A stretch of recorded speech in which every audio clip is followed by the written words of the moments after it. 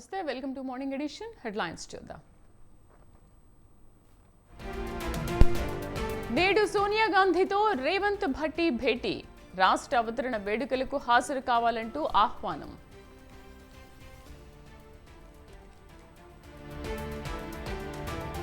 ఏపీలో కొనసాగుతున్న cordon search, అల్లర్లు కౌంటింగ్ నేపథ్యంలో విస్తృత తనిఖీలు.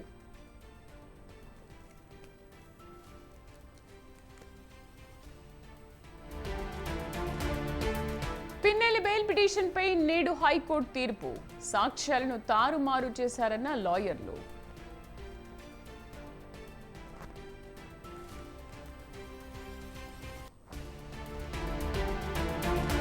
ఇవాళ ఎన్టీఆర్ 101వ జయంతి, నివాళులర్పించిన నందమూరి వారసులు.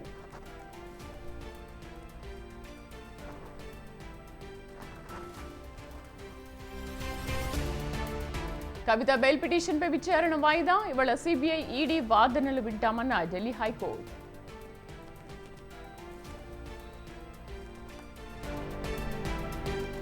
ఇండిగో విమానానికి బాంబు బెదిరింపు, ఎమర్జెన్సీ విండో ద్వారా ప్రయాణికుల దించివేత.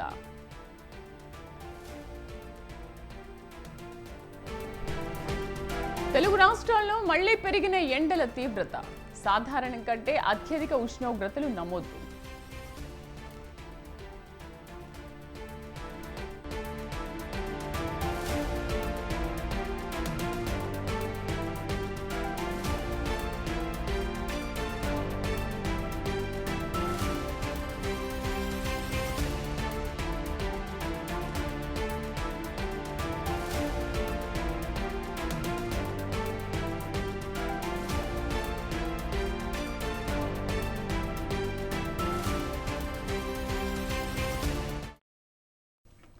ముందస్తు బెయిల్ కోసం పిన్నెల్లి రామకృష్ణారెడ్డి వేసిన పిటిషన్పై ఇవాళ ఏపీ హైకోర్టు తీర్పు వెలువరించనుంది.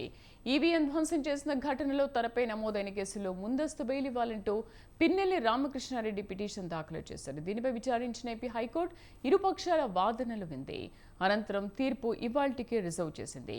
మాచర్ల ఎమ్మెల్యే పిన్నెల్లి రామకృష్ణారెడ్డి కేసులో రికార్డులు తారుమారు జరిగాయని హైకోర్టులో పిన్నెల్లి తరఫు న్యాయవాదులు వాదించారు. డీజీపీ పోలీసులు కలిసి రికార్డులు తారుమారు చేసినట్లు చెప్పారు. పిన్నెల్లిపై పెట్టిన కేసులు పోలీసులు ఇష్టానుసారంగా వ్యవహరిస్తున్నారని కోర్టుకు తెలిపారు. కౌంటింగ్ సమయంలో పిన్నెల్లి లేకుండా చేయడానికి కుట్ర జరుగుతోందన్నారు న్యాయవాదులు. పోలీసులు కోర్టుకు తప్పుడు సమాచారం అందించారని రికార్డులు పరిశీలించాలని పిన్నెల్లి లాయర్లు కోరారు.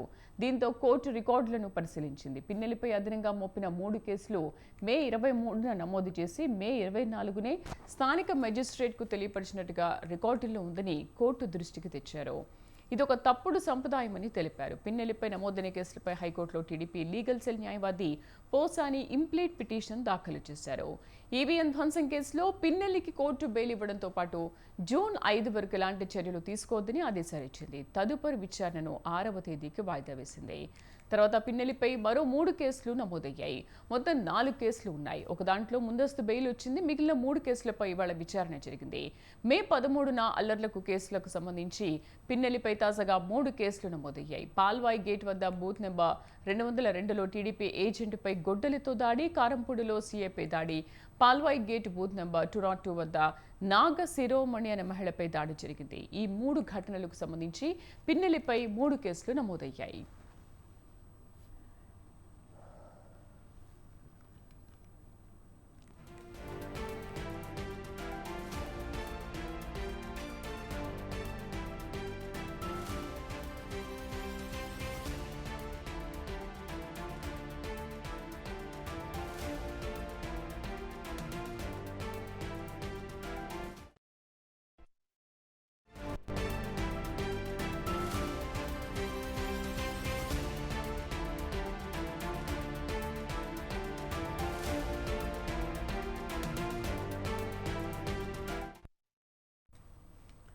ఢిల్లీ లిక్కర్ స్కామ్ కేసులో బీఆర్ఎస్ ఎమ్మెల్సీ కవిత బెయిల్ పిటిషన్లపై ఇవాళ విచారణ జరగనుంది.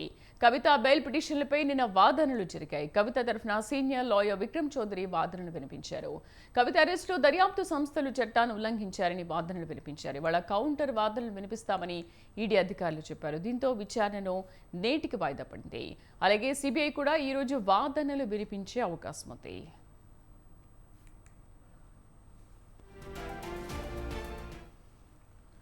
ఈడీ సిబిఐ కేసులో బెయిల్ కవితను అరెస్ట్ చేసేందుకు ట్రయల్ కోర్టు అనుమతి సిబిఐ కస్టడీ ఇవ్వడాన్ని సవాల్ చేస్తూ ఆమె ఢిల్లీ హైకోర్టులో వేర్వేరుగా పిటిషన్లు దాఖలు చేశారు. ఈ పిటిషన్లను సింగిల్ బెంచ్ గత శుక్రవారం విచారించింది. మద్యం కుంభకోణంలో 50 మంది నిందితుల్లో కవిత ఒక్కరే మహిళ అని, మహిళా చట్టం ప్రకారం ఆమెకు బెయిల్ మంజూరు చేయాలని సీనియర్ న్యాయవాది విక్రమ్ చౌదరి వాదించారు. కవిత బెయిల్ పిటిషన్లపై ఈడీ కౌంటర్ దాఖలు చేయగా సిబిఐ సమయం కోరింది.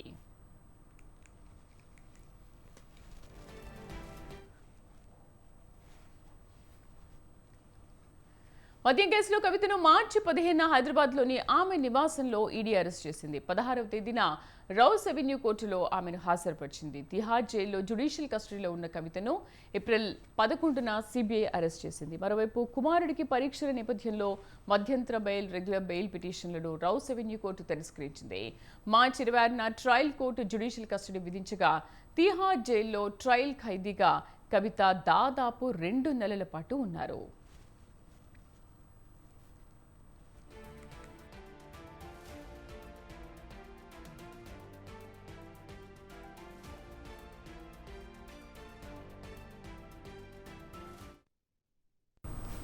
తెలుగుదేశం పార్టీ వ్యవస్థాపకుడు, మాజీ ముఖ్యమంత్రి ఎన్టీ రామారావు 101వ జయంతి సందర్భంగా సినీ రాజకీయ ప్రముఖులు, ప్రజలు ఆయనకు నివాళులర్పిస్తున్నారు. హైదరాబాద్లోని ఎన్టీఆర్ ఘాట్కు వచ్చి శ్రద్ధాంజలి ఘటిస్తున్నారు. ఈ క్రమంలోనే ఎన్టీఆర్ మనవళ్లు కళ్యాణ్ రామ్, జూనియర్ ఎన్టీఆర్ ఘాట్ వద్ద అంజలి ఘటించారు. పూలమాల వేసి నివాళులర్పించారు. ఈ సందర్భంగా తమ తాతతో ఉన్న బంధాన్ని గుర్తు చేసుకుని ఎమోషనల్ అయ్యారు.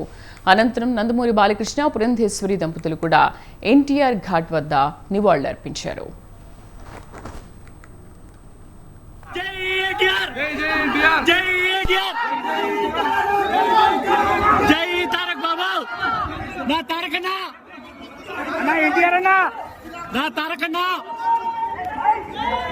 సీఎం సీఎం జై ఎన్టీఆర్ జై ఎన్టీఆర్ జై ఎన్టీఆర్ జై ఎన్టీఆర్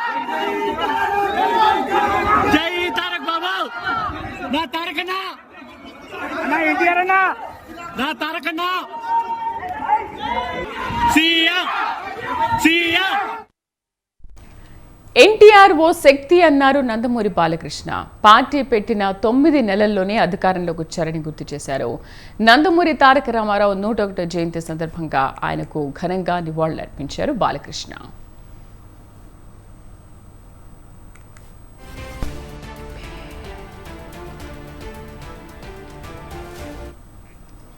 మరోవైపు ఎన్టీఆర్ జయంతి సందర్భంగా టీడీపీ అధినేత చంద్రబాబు నాయుడు ఎక్స్ వేదికగా ట్వీట్ చేశారు. తెలుగు వెలుగు, తెలుగు జాతికి స్ఫూర్తి, కీర్తి అన్న ఎన్టీఆర్ అని చంద్రబాబు అన్నారు. ఆ మహనీయుడి 101వ జయంతి సందర్భంగా నివాళులర్పిస్తూ అన్నగారి సేవలను స్మరించుకుందామని అన్నారు.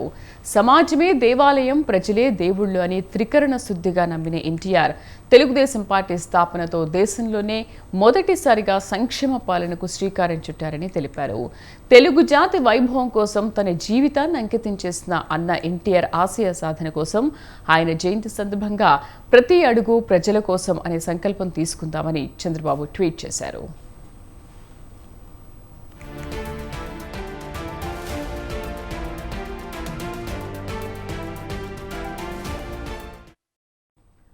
ఐపీఎల్ ఆటలో కోల్కతా కప్పు కొట్టడంతో ఏపీలో టీడీపీ విజయం పక్కా అంటున్నారు తెలుగు తమ్ముళ్లు. అదేం లెక్క అని ఆశ్చర్యపోతున్నారా? క్రికెట్కి రాజకీయానికి ఏంటి సంబంధమని ఆలోచనలో పడ్డారా? అయితే నెట్టింట వైరల్ అవుతున్న ఇండియన్ పొలిటికల్ లీగ్ గురించి తెలుసుకోవాల్సిందే.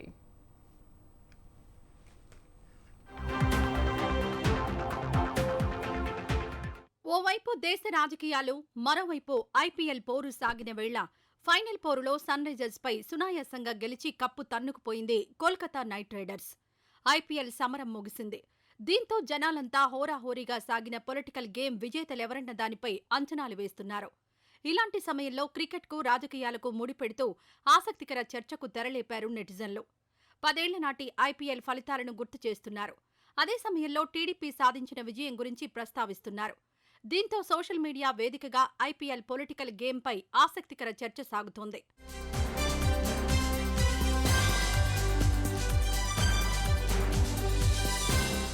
ఈ ఈ ఏడాది కప్పు కొట్టుకుపోయిన కోల్కతా నైట్ రైడర్స్ గత 10 ఏళ్ల క్రితం కూడా అంటే 2014లో జరిగిన ఐపీఎల్ ఫైట్లో విజేతలుగా తమ సత్తా చాటి ట్రోఫీని సొంతం చేసుకున్నారు. గౌతమ్ గంభీర్ సారథ్యంలో కింగ్స్ 11 పంజాబ్పై ఘన విజయం సాధించి కప్పు కైవసం చేసుకుంది కేకేఆర్ టీం. అదే ఏడాది ఐపీఎల్ పూర్తయ్యాక ఏపీ ఎన్నికల ఫలితాలు విడుదలయ్యాయి. టీడీపీ విజయం సాధించి అధికారంలోకి వచ్చింది. అటు కోల్కతా గెలవడం, ఇటు టీడీపీ అధికారంలోకి రావడం జరిగింది. ఇక ఇప్పుడు మళ్లీ సన్ రైజర్స్పై కేకేఆర్ కప్పు కొట్టడంతో త్వరలో వెలువడే ఏపీ ఎన్నికల ఫలితాల్లో టీడీపీ గెలిచి అదే సీన్ రిపీట్ అవుతుందన్న అంచనాల్లో ఉన్నారు తెలుగు తమ్ముళ్లు. 2014లో కోల్కతా గెలిచింది, టీడీపీ అధికారంలోకి వచ్చింది. ఇప్పుడు కూడా అదే టీం గెలిచింది కాబట్టి టీడీపీ అధికారంలోకి వస్తుందన్న లాజిక్ను తెరపైకి తెస్తున్నారు. ఇదే అంశాన్ని ప్రస్తావిస్తూ ట్వీట్లు చేస్తున్నారు. దీంతో నెట్టింట పొలిటికల్ వార్ నడుస్తోంది. టీడీపీ అభిమానుల అంచనాలు తారుమారవుతాయంటూ అభిమానులు ఎద్దేవా చేస్తూ ఉండడంతో ఇరు పార్టీల మధ్య కామెంట్ల బుల్లెట్లు పేలుతున్నాయి.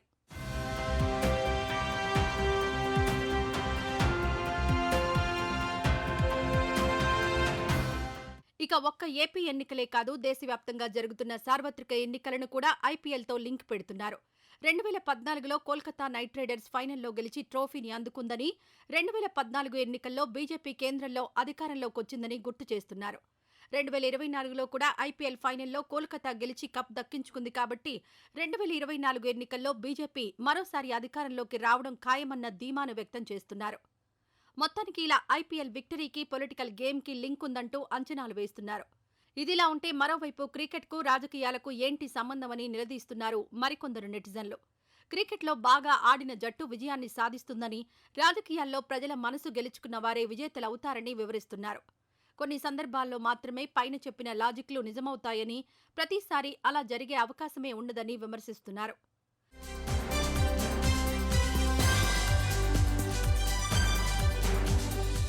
ఇలా మొత్తానికి కేకేఆర్ విజయానికి ఏపీ ఎన్నికలకు ముడిపెడుతూ సోషల్ మీడియా వేదికగా ఆసక్తికర చర్చ సాగిస్తున్నారు.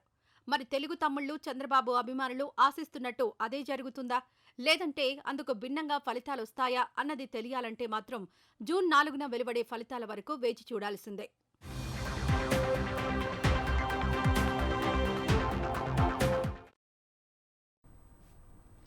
ఆంధ్రప్రదేశ్ తెలంగాణ రాష్ట్ర విభజన జరిగి 10 ఏళ్లు కావస్తోంది. ఆంధ్రప్రదేశ్ పునర్వ్యవస్థీకరణ చట్టంలో చెప్పినట్లు 10 ఏళ్లకు మించకుండా ఉమ్మడి రాజధానిగా హైదరాబాద్ ఉండాలన్న గడువు జూన్ 2తో ముగియనుంది. జూన్ 2, 2024 నుంచి హైదరాబాద్ తెలంగాణకు మాత్రమే రాజధానిగా ఉంటుంది. 2014లో ఆంధ్రప్రదేశ్ రాష్ట్ర విభజన జరిగినా ఏపీ తెలంగాణ మధ్య ఆస్తుల పంపిణీ ఇంకా పూర్తి కాలేదు. విభజన సమయంలో ఇచ్చిన హామీలు సైతం పూర్తిగా అమలు కాలేదు. ఈ నేపథ్యంలో ఇరు రాష్ట్రాల మధ్య భిన్నమైన వాదనలు తెరపైకొస్తున్నాయి.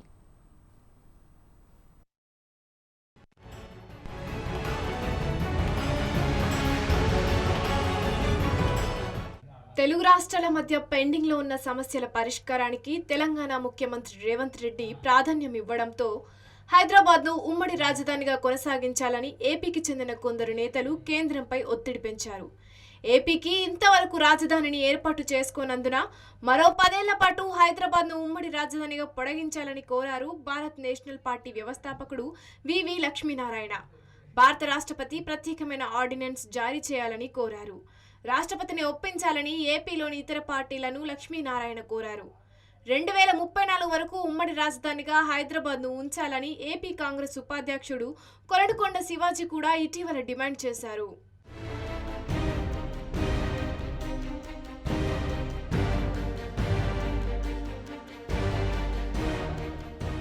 తాజాగా తెలంగాణ ముఖ్యమంత్రి రేవంత్ రెడ్డి ఆంధ్రప్రదేశ్కు కేటాయించిన భవనాల స్వాధీనంపై కీలక ఆదేశాలు జారీ చేశారు. ఉద్యోగులు, ఆస్తులు, అప్పుల విభజనపై నివేదిక ఇవ్వాలని సీఎం రేవంత్ అధికారులను ఆదేశించారు. 2 రాష్ట్రాల సయోధ్యతో ఉద్యోగుల బదిలీ సమస్యను పరిష్కరించాలన్నారు సీఎం రేవంత్. క్లిష్టమైన అంశాల రాష్ట్ర ప్రయోజనాలు కాపాడేలా కార్యాచరణ ఉండాలని స్పష్టం చేశారు. జూన్ తర్వాత ఏపీ ఆధీనంలోకి లేక్ వ్యూ గెస్ట్ హౌస్ వంటి భవనాలను స్వాధీనం చేసుకోవాలని సీఎం రేవంత్ రెడ్డి ఆదేశాలు జారీ చేశారు. సీఎం ఆదేశాల మేరకు పెండింగ్ అంశాలపై పరిష్కారానికి కార్యాచరణ తయారు చేసినట్లు తెలుస్తోంది.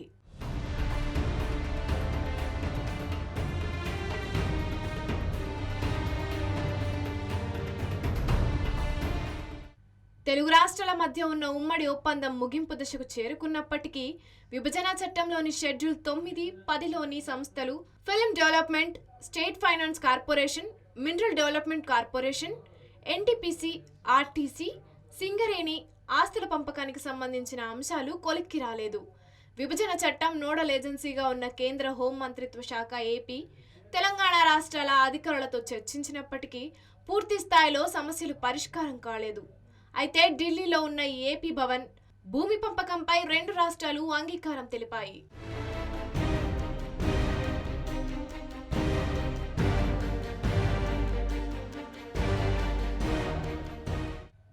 ఆంధ్రప్రదేశ్ రాజధాని అంశం ఇంకా పూర్తి కాకపోవడంతో ఇప్పటికీ ఉద్యోగులు అటు హైదరాబాద్, ఇటు విజయవాడ చుట్టూ ప్రదక్షిణలు చేస్తున్నారు. ఏపీ, తెలంగాణ మధ్య విద్యుత్ బకాయిలు, ఉద్యోగుల కేటాయింపు పెండింగ్లో ఉంది. మరోవైపు ఏపీకి చెందిన ఉద్యోగులు తెలంగాణలో 1200 మంది వరకు ఉన్నారు. ఏపీ నుంచి తెలంగాణకు వెళ్లాల్సిన ఉద్యోగులు 1600 మందికి పైగా ఉన్నారు. విద్యుత్ ఉద్యోగుల కేటాయింపుపై సుప్రీంకోర్టు కూడా తీర్పు ఇచ్చింది. కానీ పూర్తి స్థాయిలో అమలు కాలేదు.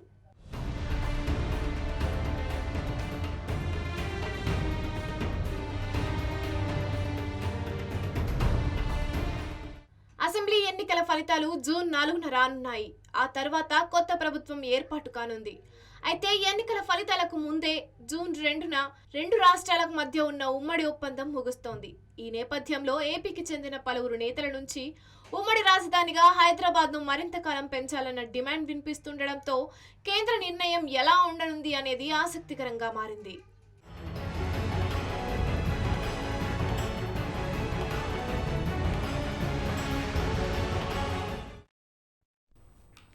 కేంద్ర ప్రభుత్వం తీసుకొచ్చిన 3 కొత్త న్యాయ చట్టాలు ఏడాది జూలై 1 నుంచి అమల్లోకి రానున్నాయి. బ్రిటిష్ కాలం నుంచి కొనసాగుతూ వచ్చిన ఐపీసీ, సిఆర్పీసీ, ఐఈఏ వంటి చట్టాలకు అడ్డుకట్ట వేస్తూ దాదాపు 600 సవరణలు, మార్పులు చేసి కొత్త చట్టాలకు రూపకల్పన చేసింది. కొత్త చట్టాల మీద అవగాహన కల్పించడంలో భాగంగా లా ఎక్స్పర్ట్స్తో వర్క్షాప్ నిర్వహించింది. జవాబుదారీతనం, విశ్వసనీయత, న్యాయ వ్యవస్థను తీర్చిదిద్దే చిరు ప్రయత్నంలో భాగమే ఈ కొత్త చట్టాలని NALSAR university vice chancellor Sri Krishna Deva Rao అన్నారు. కొత్త చట్టాల ద్వారా బాధితులకు న్యాయం తొందరగా జరుగుతుందని, తరచూ వాయిదాలు వేసే విధానం ఉందని మాజీ ఐపీఎస్ దామోదర్ తెలిపారు. చట్టంలో లోపాలను ఆసరాగా చేసుకునే విధంగా కొత్త న్యాయ చట్టాల్లో ఉందని ఐపీఎస్ రాజశేఖర్ అన్నారు.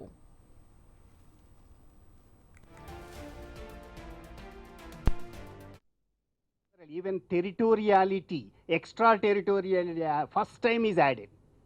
Earlier it was only confined to India. Now it has added extraterritoriality. But always I'll say one thing. There is a concerted effort is required. Judiciary, police, prosecution, forensic science, cybercrime, journalists, lawyers, all of them have to come together and to deal with. There's no excuse for anybody who is escaping from the crime. ఈ దేశంలో British parliament her majesty's government చేసిన చట్టాలన్నీ కూడా యథావిధిగా అమలవుతాయి.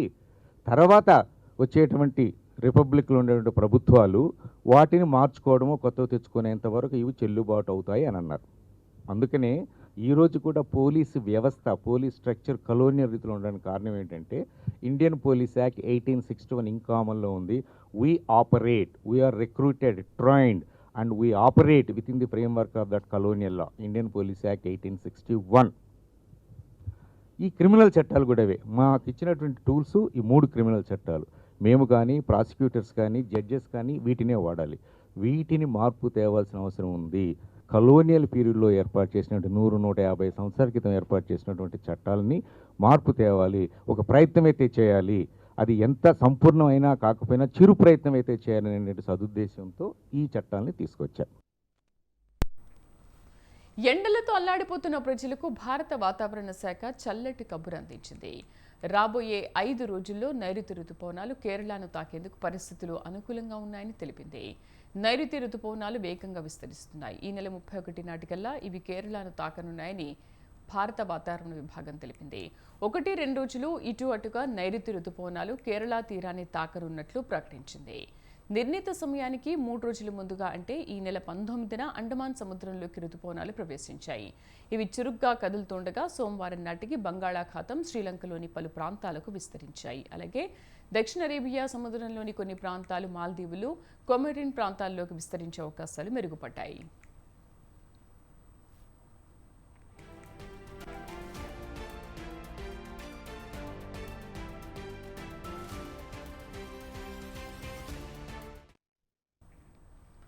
Remal తుపాను పశ్చిమ బెంగాల్పై విరుచుకుపడింది. జోరు వర్షాలతో అతలాకుతలం చేసింది. ఎటు చూసినా వరద నీటితో జల ప్రళయం సృష్టించింది. రెయిన్ కారణంగా విద్యుత్ సరఫరాకు అంతరాయం, రాకపోకల నిలిపివేత, నేల కొరిగిన చెట్లు, కరెంటు స్తంభాలు, ఇలా నానా బీభత్సంతో జనజీవనం అస్తవ్యస్తంగా మారింది. ఒక్క పశ్చిమ బెంగాల్లోనే కాదు, పలుచోట్ల కూడా వానలు కురుస్తున్నాయి. ఇక తెలంగాణలో అయితే గాలి వాన తన ప్రతాపాన్ని చూపిస్తోంది.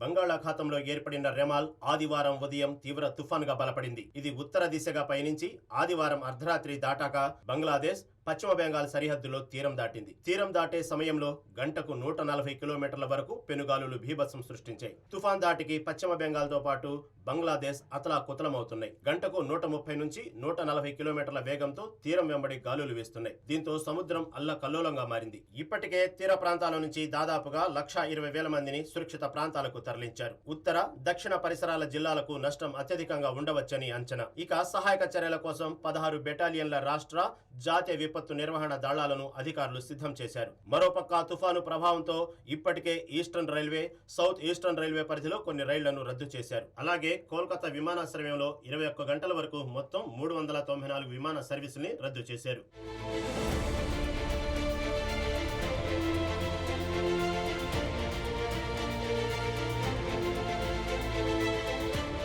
అటు బంగ్లాదేశ్ పై కూడా రెమాల్ ప్రభావం పడింది. దీంతో పేరా, మోంగ్లా పోర్టులో అత్యంత ప్రమాదకరమైన 10వ నెంబర్ సూచి జారీ చేశారు. కోక్స్ బజార్, చిట్టోగ్రామ్ పోర్టులో 9వ నెంబర్ హెచ్చరిక జారీ అయింది. ఇక సముద్రంలో కెరటాలు సాధారణం కంటే 8 నుంచి 10 అడుగుల ఎత్తులో ఎగిసిపడుతున్నాయి. తుఫాను కారణంగా చిట్టగాంగ్ ఎయిర్పోర్టులో కూడా విమాన సర్వీసులు రద్దు చేశారు. రెమాల్ ఇప్పుడిప్పుడే విడిచిపోదని, మరో 48 గంటల్లో పశ్చిమ బెంగాల్, ఒడిశాపై ప్రభావం చూపుతుందని, ఈ కారణంగా భారీ నుంచి అతి భారీ వర్షాలు కురుస్తాయని వాతావరణ శాఖ హెచ్చరించింది. అలాగే అస్సోం, మేఘాలయ, మణిపూర్, త్రిపుర, అరుణాచల్ ప్రదేశ్, నాగాలాండ్ రాష్ట్రాల్లోనూ విస్తారంగా వర్షాలు కురుస్తాయని తెలిపింది.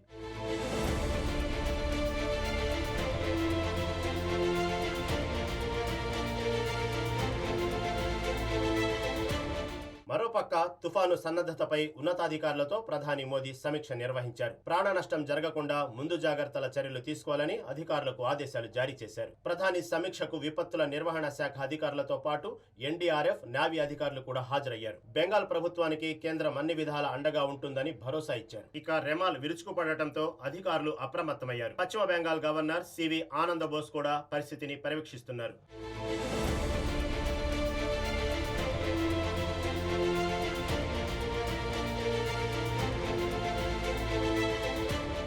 మరోపక్క తెలంగాణలో గాలి, వాన బీభత్సం 14 మందికి పైగా ప్రాణాలను బలి తీసుకుంది. బంగాళాఖాతంలో ఏర్పడిన అల్పపీడనం రెమాల్ ప్రభావంతో రాష్ట్రంలో పలు చోట్ల అకాల వర్షాలు కురుస్తుండగా ఈదురుగాలులు వీస్తున్నాయి. ఈ బీభత్సానికి ఒక్క నాగర్ కర్నూలు జిల్లాలోనే వేర్వేరు ఘటనలో 8 మంది మృత్యువాత పడ్డారు. ఇక తుఫాను ప్రభావంతో ఏపీలోని కాకినాడ జిల్లా కొత్తపల్లి మండలంలోని తీర ప్రాంతాల్లో కెరటాలు ఉవ్వెత్తున ఎగిసిపడ్డాయి. ఉప్పాడ, మాయపట్నం, సూరాడపేట, కొనపాపపేట తదితర చోట్ల సముద్రం ముందుకు చొచ్చుకొచ్చింది. దీంతో ఉప్పాడ, కాకినాడ బీచ్ రోడ్డుపై రాకపోకలు నిలిపేశారు. మత్స్యకారులు వేటకు వెళ్లొద్దని సూచించారు.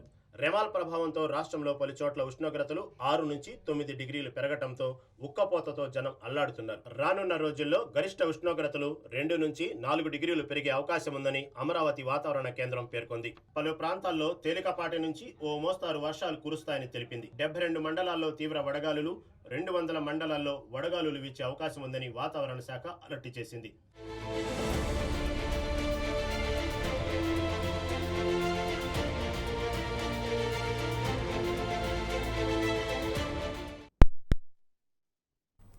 బులెటిన్ విశేషాలు. నమస్తే.